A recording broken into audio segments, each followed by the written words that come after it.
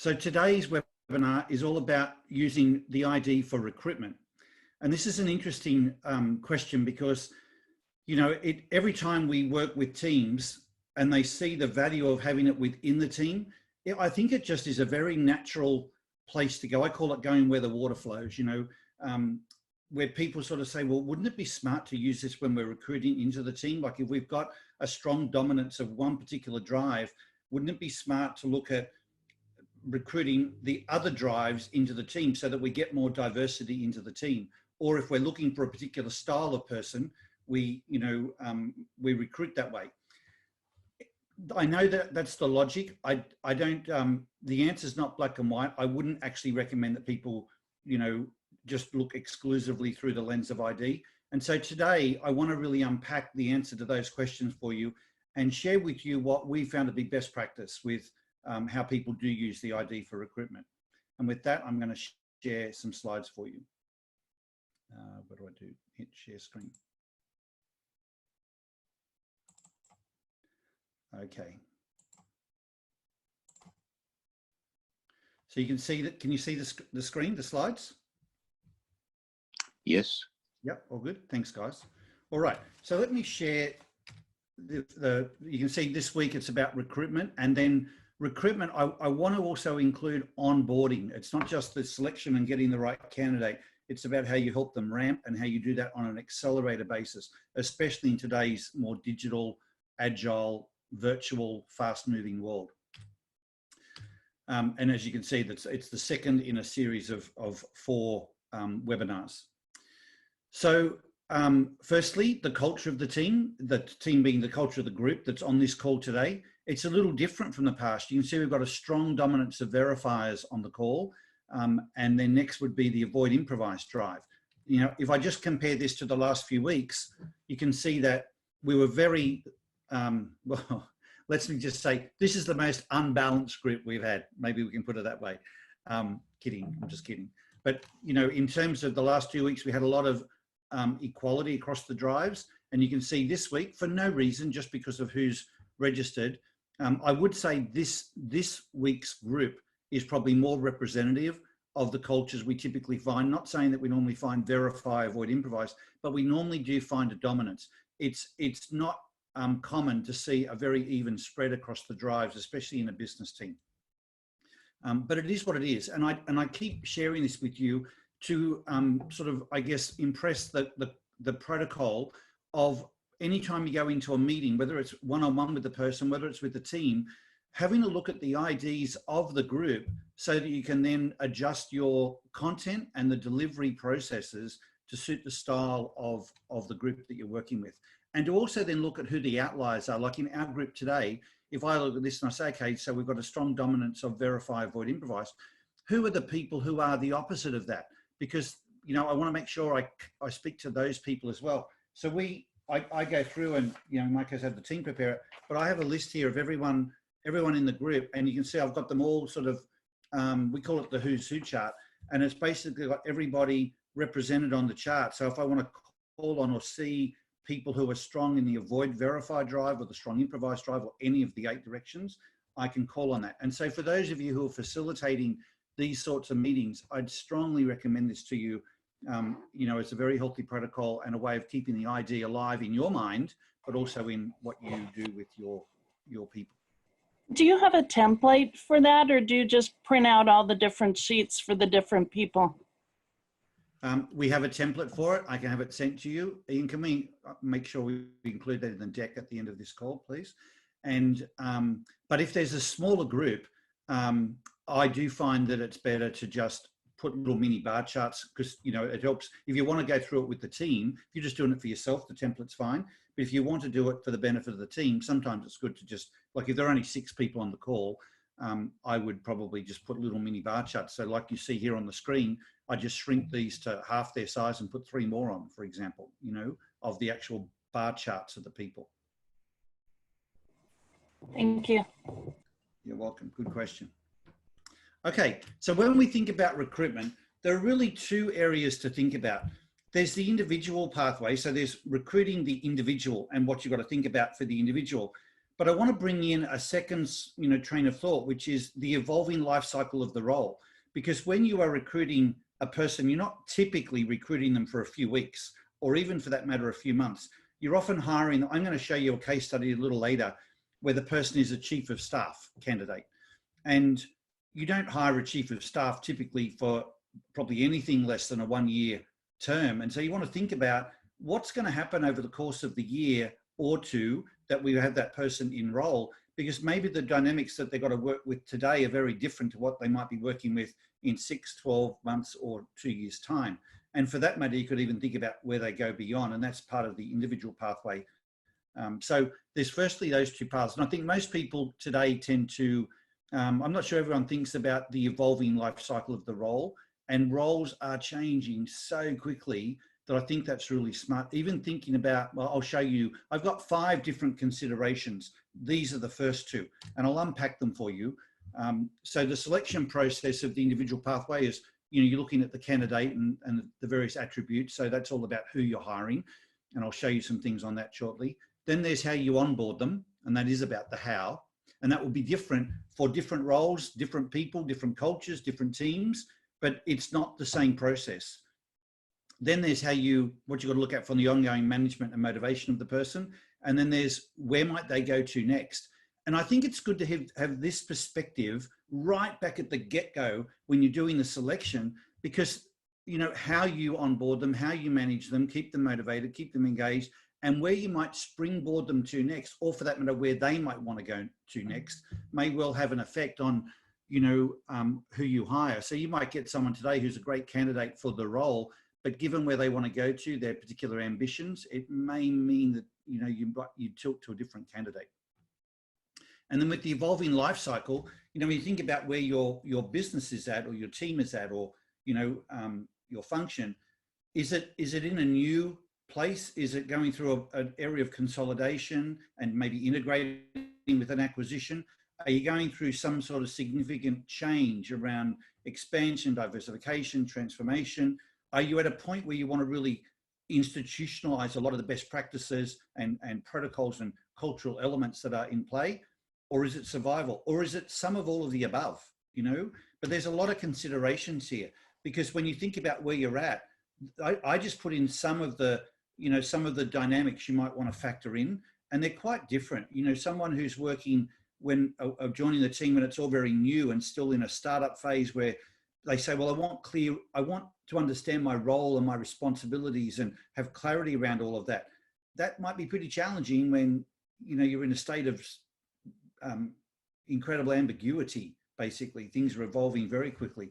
On the other hand, when you're going through, say, an expansion phase, you might want someone who's really equipped for change management and still able to work well with ambiguity. Or you might want someone, if you're working cross-functionally there, who can work really well when it comes to collaboration, who has a strong level of resilience, for example, and won't burn out as quickly as might be the case for some people. So there are different things you might look for depending on where you're at in the life cycle of the business.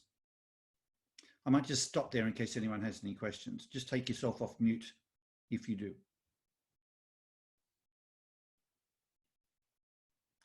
And although these are good considerations, whether you use ID or not, I want to share them, particularly with having a verify culture on this call. I want to share the context and the perspective, because these things do affect the way we will look at the IDs of the candidates when we eventually look at them. So, context and perspective is important to verify. So that's why I'm sharing some of this background with you. All right, so these are the first 2 considerations, but let's look at 2 more. They say that 70% of the success or failure of many people in roles, particularly the more senior you are, has more to do with the relationship they have with their boss than anything else. So most of us, if you think of recruitment as a 3-legged stool, and I'm saying to you, there's really, 5 legs in a sense, there's these 3 and 2 more. So the evolving life cycle, and then the 5th one is the idea of the person themselves. But if you think about their resume, that's the competency side. Have they got the experience, the skills, the desire to actually do the work? Then there's the relationship with you as the boss, you know, your ID, your style, your needs and expectations, and how are they aligned to your values and what you want to see within the business, how you lead. And the fourth one is the culture fit. But, you know, many people will leave and say, I actually really enjoyed the role, but I just couldn't see eye to eye with the boss. They might use different words. They might say, oh, I didn't fit the culture. And when you delve into that, it normally comes down to the culture fit with one person, my boss. You know, it might be that there was one other person on the team that was really tough, but if they feel like the leader had their back, they can probably do better with that. So this is a really big piece. So although the candidate, and often the recruitment of a candidate is delegated, and the boss is sort of like, well, you know, go find me a person.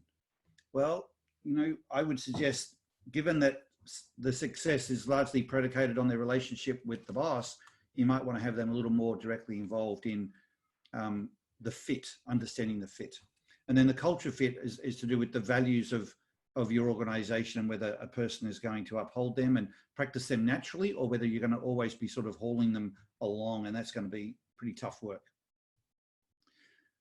I would say when we get involved helping with recruitment, just even providing some type of mentoring or a sounding board, rarely do 3 and 4 are they considered, you know, automatically by the hiring managers. So I think they're really important pieces to put in.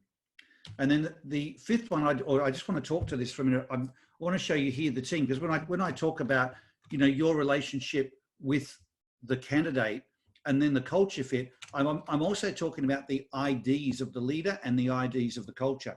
So if we're going to look at bringing in a candidate here to this culture, which you can see, and I'm going to talk about bringing someone in at the leadership level. So I've got that further down. So if we were to hire a chief of staff that reports to Deirdre here on this chart, they're not only reporting to someone whose ID is 7337, but they're also working alongside the people there on the top line and working across the whole organization. You can see the culture is 85% verify, 72% avoid complete, and 57, almost 60% avoid improvise. And I think they're worth, you know, they're worth thinking about. It also depends on some of the personalities, just the individual personalities within this group. So these charts, this perspective, I think is very helpful to bring into the mix at time of recruitment. This is the avoid chart, just to make it more complete. You can see there's a lot of avoid complete there, a lot of the pink. And then there's the ID of the candidate. So, and I just put an ID in here. This isn't, you know, relevant to what we're going to talk about. It's just an ID to say that, you know, when people ask us the question up front, should we look at the ID of the people when we're recruiting? I'm like, yeah, you can look at the ID, but there's a bunch of other things to look at as well. The whole individual pathway, the evolving life cycle, the relationship with their boss, the culture fit, as well as the resume of the person themselves. So there's a number of lenses to look through.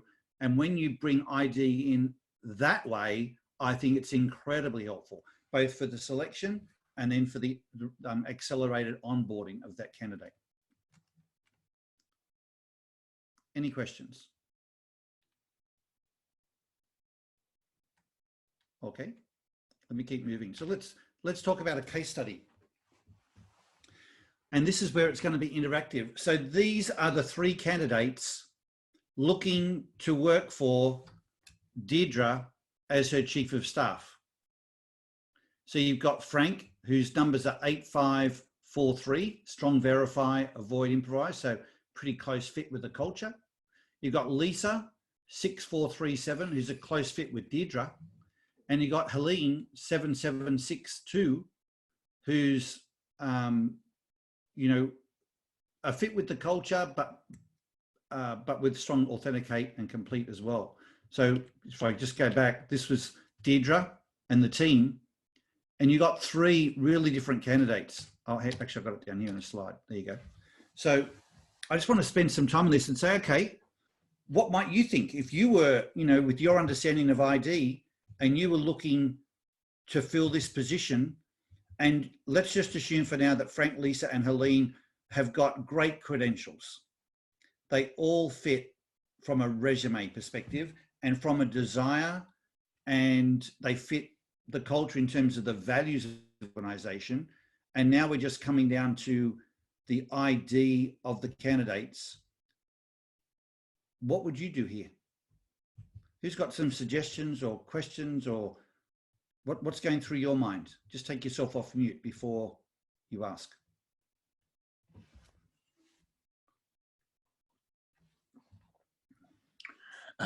Paul, my name's James Wilson. I'm new to the class. I would say that the third candidate was a closer match to the person that she's going to Deirdre, because she's going to be chief of staff and therefore having to work extremely closely with that person. So the third being Helene? Yeah. So you'd think she'd be a good fit, James? That's what I'm saying. Yeah. And just to explain, what's the rationale to you thinking? Why are you saying she'd be a good fit? I'm saying that the fit is per your previous comments, where the boss can often be the determinant factor of success of a new employee, and given that the chief of staff role is a very close role to the Deirdre in this case, then you have to have a very strong match of styles, I think. Okay. So great thinking. What if I told you that the organization's going through massive change and it's currently in a state of real turmoil? Would you stay with Helene? I probably would, because if the change is being owned and driven as you would expect it to be by Deirdre, then once again you would need a very close fit between the two to be able to work that through, and then be able to move it through the teams, move those outcomes through to the teams. Good thinking. Anyone else with a different perspective? Or different perspective. I would, hey Paul, it's Monty. I would, I think you have to caution trying to hire somebody that looks like yourself and create biases there. That's my biggest concern about using this tool for recruitment. Frank's profile probably matches the team better. So if that team is doing well, even though they're going to go through some change, his profile probably matches up better with the team. So you'd caution against someone like Lisa, Monty, because she's too similar to Deirdre? Well, I think Helene, isn't she the one that's similar to Deirdre? Or did I get it backwards? I would say Lisa. If I look at the style, Lisa being, the same directions as Deirdre, the numbers are slightly different. I mean, she's the same on the last two on Lisa. But so if you're looking for someone who was, fairly similar, I'd put Lisa in that category. Helene is almost like, when I say the opposite, if you think of that style, she's a real perfectionist and wants to get everything buttoned up and locked down and work from a place of real certainty. And that's pretty much the opposite of how Deirdre would operate. Yeah, agreed. Lisa's profile is similar to Deirdre. I got them mixed up there. So okay. As did I. Yeah, but you raise a really good point that, and I think you've got to be careful of your own bias. So Deirdre, if you just think, I'll just focus on her for a second. And I'm not talking about Deirdre the person. I'm talking about that ID. Anyone who's got that style of ID, me included. One of the real challenges is that you tend to really get to like somebody. You can fall, it's almost like falling in love with the person really quickly as a person. You're not looking as objectively at their credentials and the fit, because you go, I really like them, we really connected and we work really well together. And it's not just about how for you to keep getting on well, they've also got to do a job, and the job is how they then click with the rest of the team. And it is true, Monty's point is really valid. There's so many people that when they look at their leadership style and then they, step back later and look at their teams, so many people hire like-minded people, and they don't do it intentionally. It's just what plays out when they sort of go with who they connect with. But I find that one of the hallmarks of someone moving into an advanced leadership mindset is their ability to work with diversity.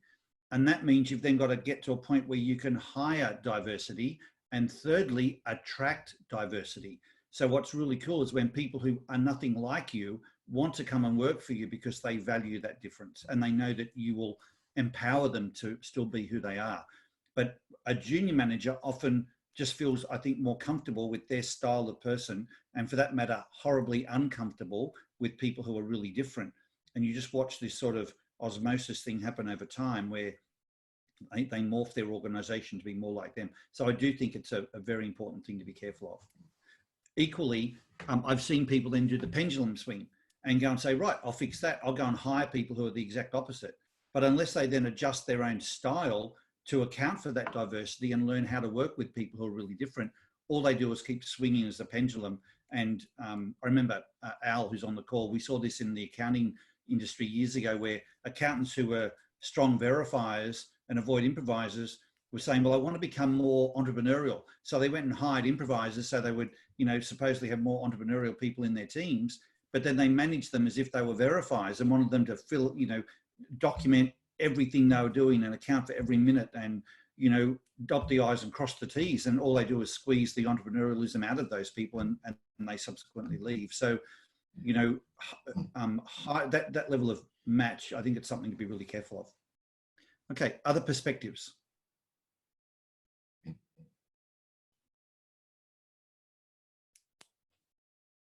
So Paul, looking at the three people, the argument could be that anyone could be the right person.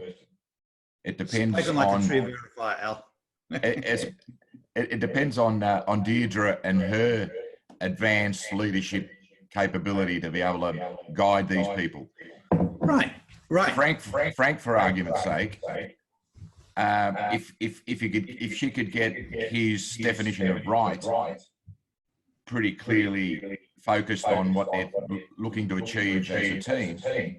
God, terrible feedback here.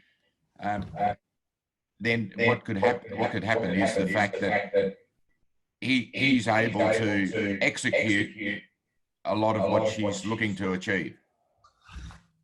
Spoken like black belt, Al. Very good. And when we look at Lisa, she's much more flexible and could move at a faster pace for argument's sake. But again, she's almost like a mini me of Deirdre, and therefore doesn't bring that diversity. And if you've got a chief of staff, you actually want them to complement, not just replicate what who you are. And so therefore you may, so it depends on Lisa's background and her expertise and her strength of character and all that sort of stuff. Helen may be a better fit down the track once we've got more stability and we're clear about what we're trying to put in place and the quality and all that sort of stuff. So that's the way I'd look at three of those. Great call. I would agree with everything you're saying.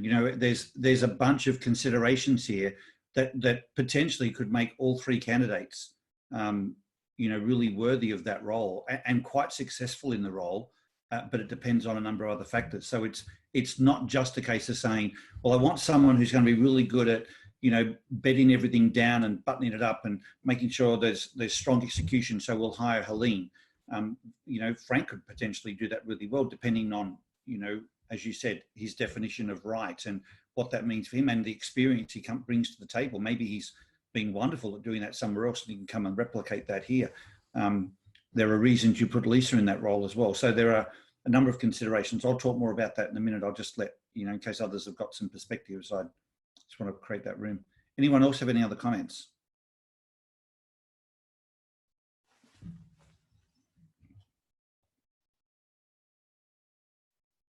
So just to continue the story a little bit, one of the things that most leaders, not always initially, but a good leader, soon into their role starts to think about very consciously is their successor.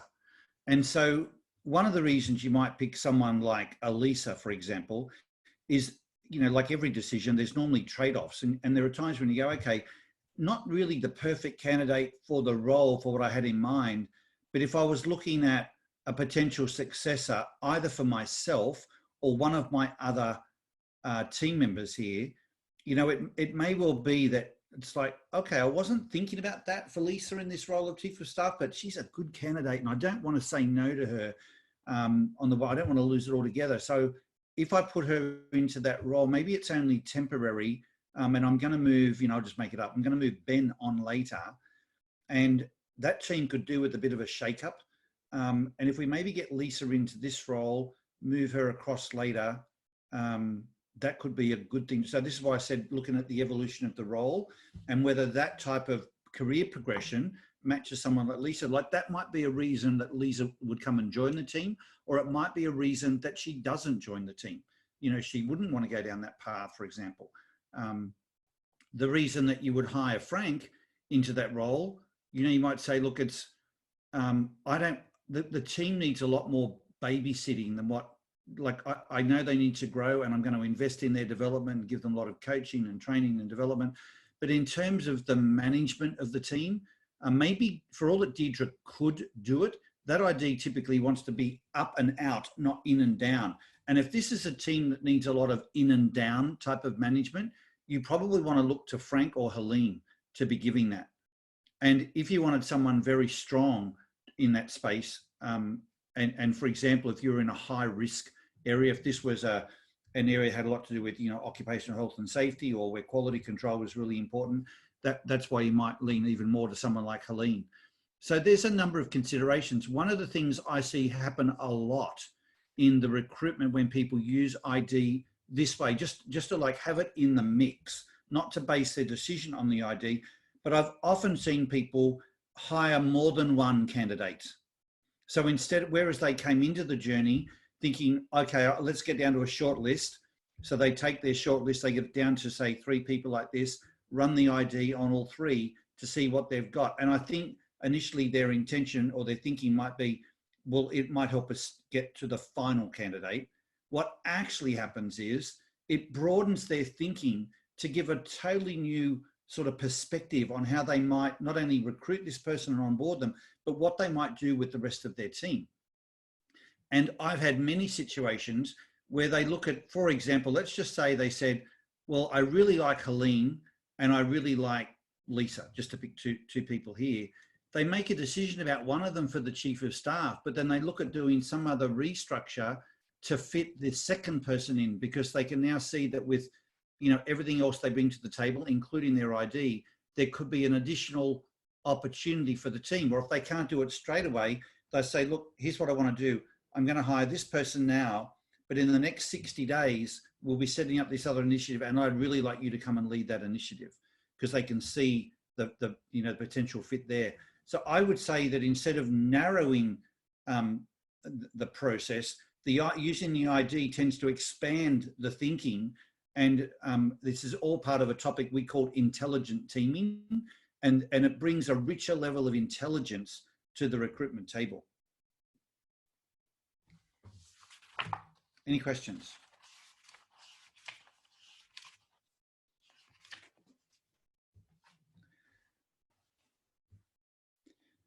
So in terms of who they would ultimately hire, you know, they ended up hiring Frank for that role, and it's been really successful. But in hiring Frank for the role, I think they let one candidate go. I can't remember whether it was Helene or Lisa, but I know that they've got someone else they've kept in the chute for the further consideration. But with Frank, you know, what Deirdre could see straight away was, okay, so if I hire Frank for this role and I can see that he would provide a lot of the hands-on management that this team needs to help them really get a lot more working together better, get a lot more, you know, solid in how they're collaborating as a team and drive that side. He brought that sort of experience to the table. She was looking for someone that would allow her to be released and step up and take on a lot more of the strategic demands that were being placed upon her. And that means the team, it's almost like a 2IC type of a role, not in terms of functional responsibilities, but in terms of providing that conduit between her and the team, which is often what a good chief of staff would do. And so there are a couple of things that she did straight away. Firstly, she adjusted her expectations to not expect him to be fast out of the gate, because as a strong verifier, he's going to do the classic, quote unquote, listening tour. Someone like that is going to want to spend the first 90 days going around and listening and learning and not being seen as making, rushed decisions or off the cuff decisions. They're going to want to not only get to know the business, but be seen to get to know it and feel like, the people have had a good hearing, and whatever decisions they then might make are done off a really good base of understanding the team and all of the issues. So the question becomes, is 90 days okay? And if it's not, and it's not in this case, then that allowed for an immediate conversation around, okay, Frank, we don't have 90 days. I'll give you 6 weeks. Get it done in 6 weeks. And by the way, for the people you want to listen to, here are the key people you want to really pay attention to. And I'm really interested to, have some other perspectives, but these are the ones you'd want to really get close to, both in the team and outside of the team. And at the end of 6 weeks, here are the types of things that I'm looking for from you. Because at the end of the 6 weeks, the person could say, no, it's been really good. And now what I'm going to do is put a plan together. And, here's what we're going to start doing. Well, look at Deirdre's ID. She is a quick win style of person. Like at the end of 6 weeks, she'd be like, great, what have you learned? What are we changing? What's going to happen? What have you already, started to do? Like, I know you said 6 weeks, but surely you've probably got something that you've already actioned before then. So having those sorts of expectations really up front for Frank, he was fine with it as long as he knew, because he just wanted to know what, the clarity of those expectations. If she'd have hired Lisa into the role, you probably say to her, Lisa, I don't want you to make fast decisions straight away. I do want you to spend the time, going out and doing getting to know the team, because with all these verifiers on the team, if you're going to build credibility with them and they see you making half-baked, what they think of as half-baked decisions, even though you've got X years of experience and you know what you're doing, to really gel with the team, have that culture fit that we talked about, you need to be seen to, almost hold back for the first 6 weeks. But I'm also going to explain to the team that, I want them to be proactive with sharing all this with you so that we accelerate that process.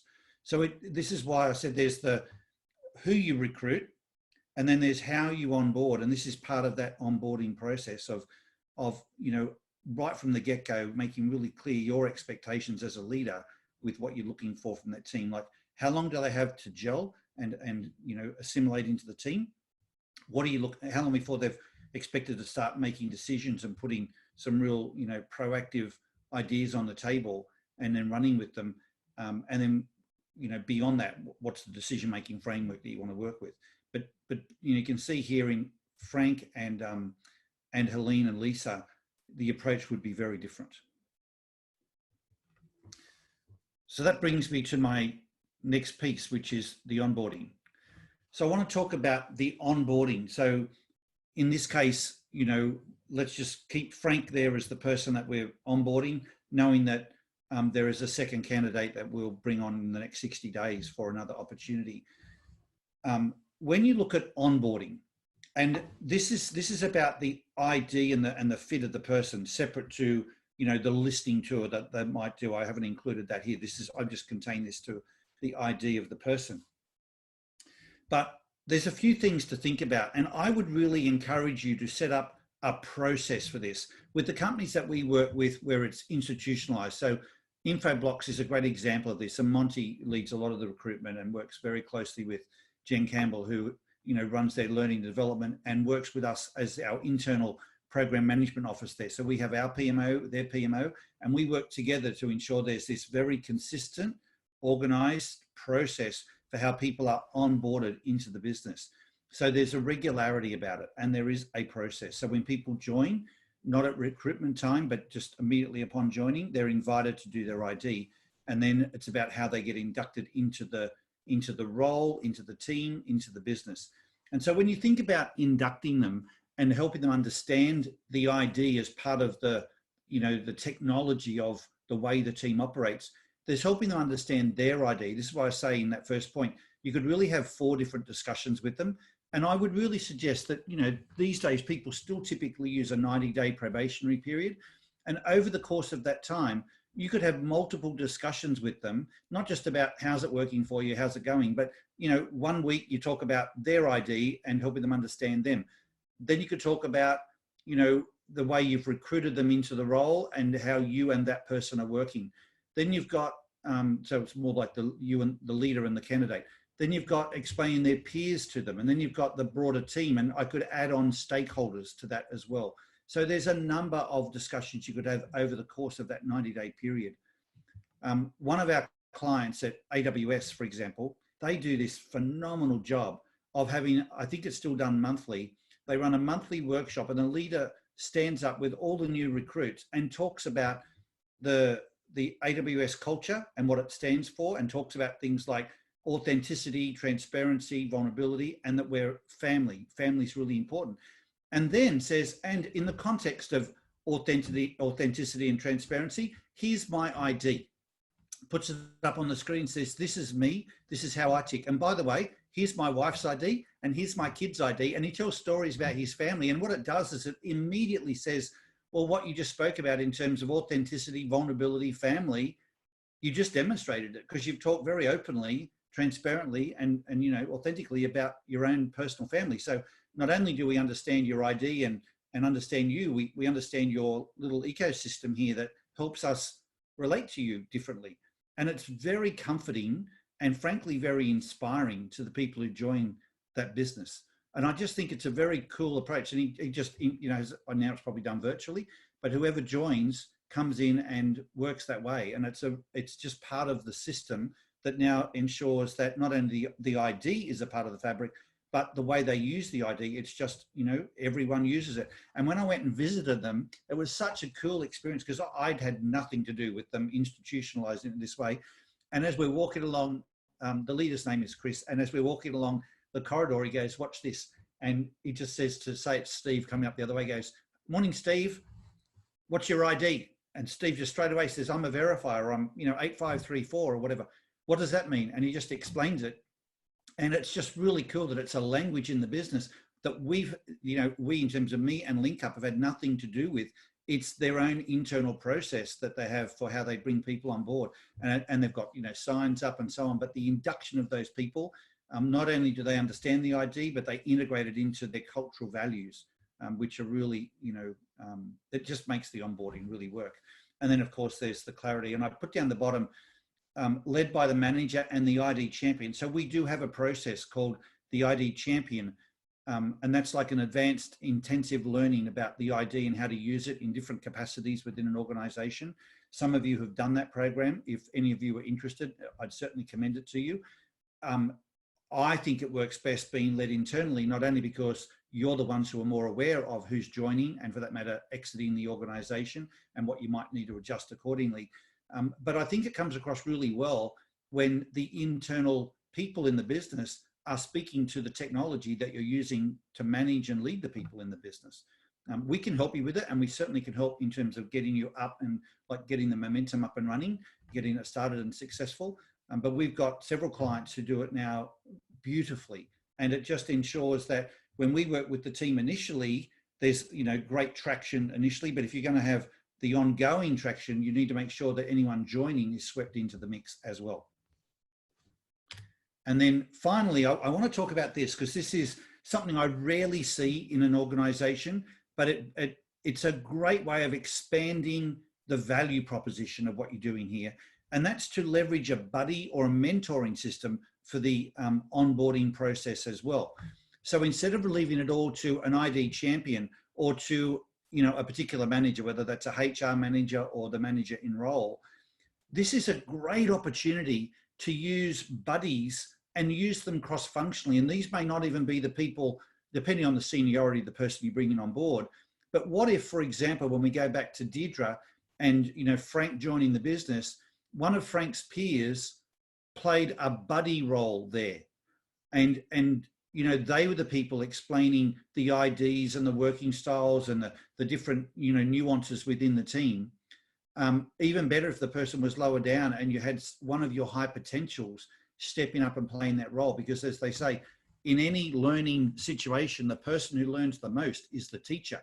And if you're trying to fast track some of your high potentials, what a great role that they could play in onboarding these new candidates. And when you tend to speak to the onboarding, you can't help but rejuvenate your own energy, rejuvenate your own pride in the organization. Go and get clarity about some of the things you're talking about. I mean, if I'm there talking about authenticity and there's something in me that doesn't feel very authentic, it's a great call out for me to go and address that with my leader or the business or whatever it might be. So when you're doing a lot of recruiting, and some of our larger clients are doing a lot of recruiting right now with their growth and transitioning roles, particularly into the digital and the data science space and so on, there's a wonderful opportunity here, not only for high potentials, but given that many companies don't do a whole lot of work cross-functionally and not with intention and not on an organized basis, how cool would it be to be mentoring people cross-functionally?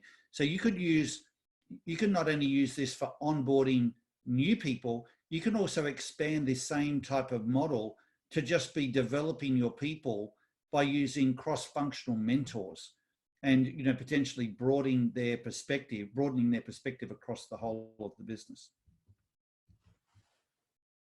All right, I'm going to take a breath there and open up for some questions.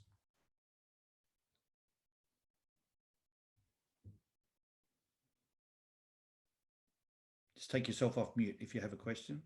Ian, I saw some chat before. Is there anything that I need to cover from the chat questions? No, Paul, I think I know Jen was just saying appreciated the shout out and Craig's balancing a couple of the quarter end while he's listening on. So it's just right, okay. Enjoying it all. Good. Okay, guys, any questions? Or has anyone done something different with either? I want to share with you our thoughts and what we're seeing, some of our best clients using, but I am also very open and would love to hear and expand all of this. If you've got other things that you're doing, either for the recruitment process or the onboarding, that you believe are working for you as well, that we could add in here and enrich this for others from an ID perspective too.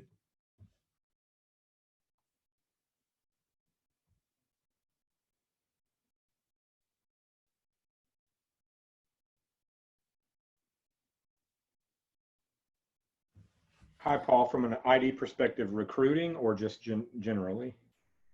Well, let's start with recruiting, but if it's not to do with recruiting, Craig, and your question or your comment is more general, that's fine. You can add that in too. What was on your mind, Craig? Yeah, I mean, I didn't necessarily get a chance to use ID while I was recruiting, but I've used it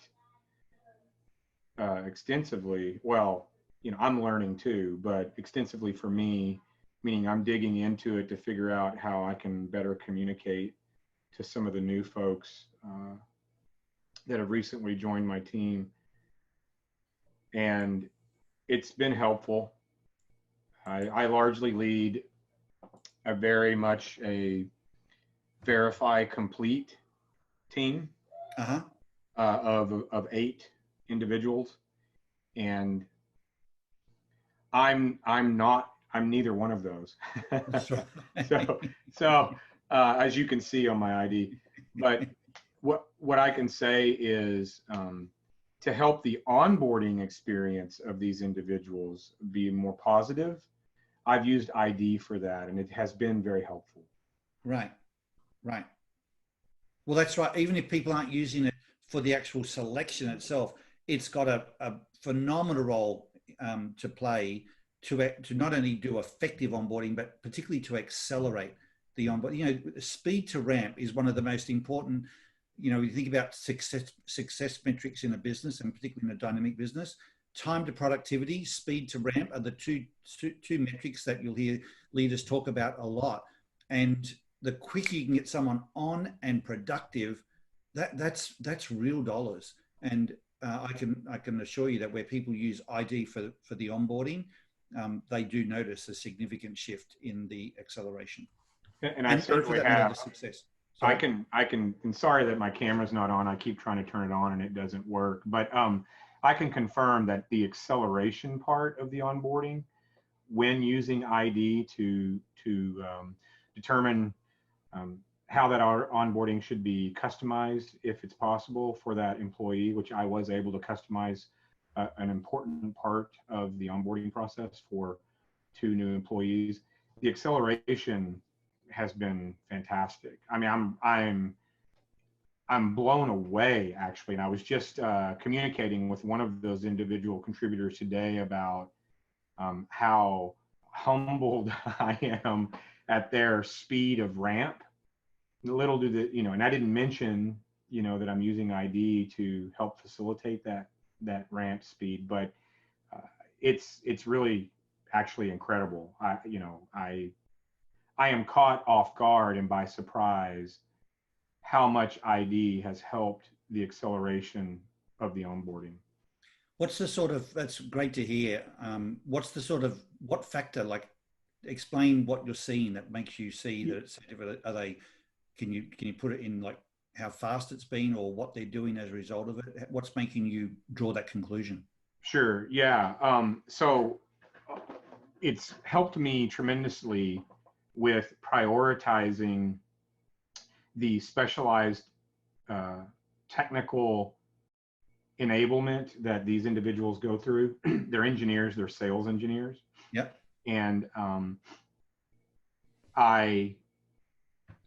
by using ID, I can do a better job of prioritizing certain technical training modules or even eliminating certain training modules from the beginning and help customize.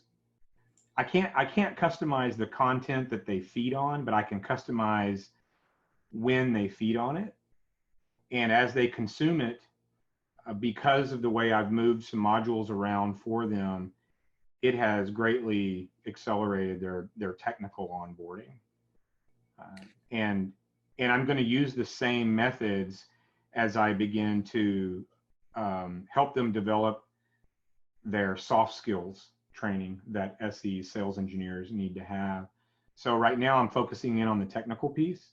And I'm allowing that to show me where their soft skills gifts may already be by the way they communicate to me. Communicate, whether they're enjoying the training or learning new things in with the training. That's helping me think more about how I can then take this method and apply it to their soft skills training a little bit later. So I don't know if that helps, but when you think about where you normally got to after, say, 90 days, how quickly do they get there now? If it used to take them 90 days to get onboarded, where's that same place now for you? Is it after like a month, a week, 2 months? Yeah. So this might scare people on the phone, but it takes about a year to a year and a half for a sales engineer at Infoblox to properly, truly onboard and be very comfortable in their skin, such that that comfortableness creates confidence, and that confidence is seen in front of a customer. It takes about a year and a half. Yep. I have a couple of individuals on board for just a couple of months, a few months, like 3, 4, 5 months, who are already engaging customers at a level where normally it would take twice that long, 6 to 9 months. Yeah. So it's accelerated so far by around 30%. Yeah, it's huge. And I mean, when you think about the difference that makes, not only to the productivity of the business, but think of the fulfillment for the individual when they're ahead of expectations like that. It's incredibly motivating to a person. It's wonderful. Well done, Craig. Yeah, it has been incredibly motivating, and just for me personally, a pleasure to watch. Because it's like, oh, wait a minute, I did something right. Yay. So but I mean, a lot of my favorite people from Infoblox are on this call. I scan them and see them here, and you guys are just like a textbook case for how to really get ongoing value from using the ID. And there's some very senior leaders on this call who all use it, and it's part of their thinking and their language. They talk about it as a common language. But, you know, when you're getting those sorts of results, and the business itself is just doing so well right now, but the way you guys manage and lead your people is just outstanding. And these types of tools, but the way you've embraced it and then continue to apply it, and you're relatively new, Craig, so you're a great example of someone who's come onto the business, been onboarded, grabbed hold of it, and now you're using it and you're getting further value from it. I mean, yeah, that's right. That's right. Today's my 1-year anniversary with him. Oh, really? Happy anniversary. Yep. Well, you're probably doing after 1 year, you know, what you're going to do in 3. So make sure you go and hit them up for a bonus then. There you go. Your anniversary. I love it.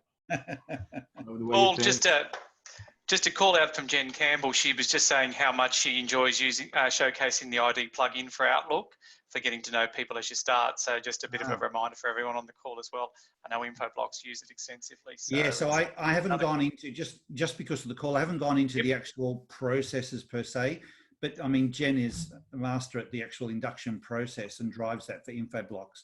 And there's a number of components like the Outlook. So what she's referring to there is you can have on your Outlook as a little button that when you activate that, it means that when you are sending someone an email or setting up a calendar invite, you know, their ID pops up and reminds you of, you know, how to work with that person. So straight away, as you're actually designing your email or setting up the meeting, you can be reminded of what their ID is and how you need to adjust your content and your approach to better match them.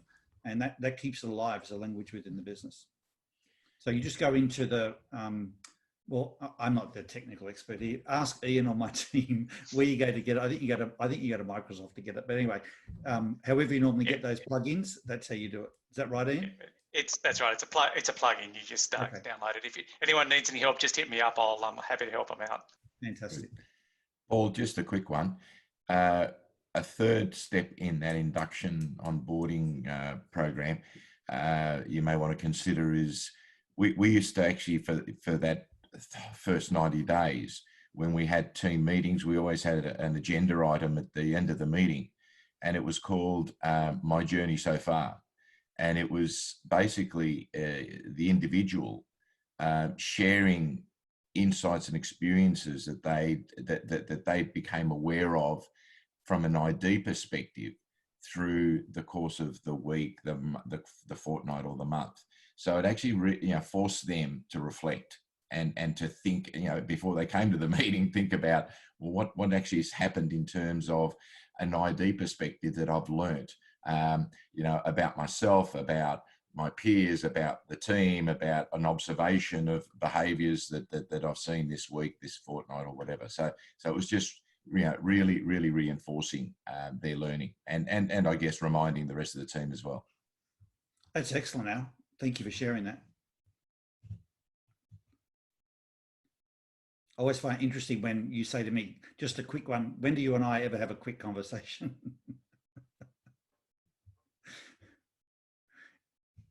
We're on the clock here, mate. Come on. Anybody else? Are there any other questions from an ID point of view you want to cover? We've only got a couple of minutes left, but I'm happy to take any questions or, you know, ideas that people might want to share.